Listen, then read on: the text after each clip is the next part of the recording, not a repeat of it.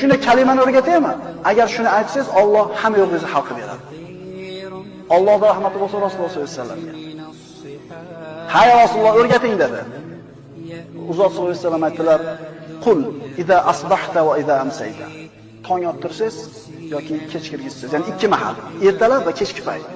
Allohumma inni a'udhu bika minal hammi wal hazan va a'udhu bika minal ajzi wal kasal va a'udhu bika minal jubni wal bukhl va a'udhu bika min ghalabati ad-dayn va qahri rijal.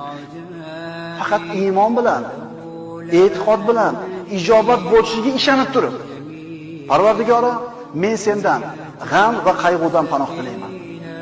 Ojizlik va yalqonlikdan panoh tilayman. Qo'rqoqlik va baxillikdan panoh tilayman.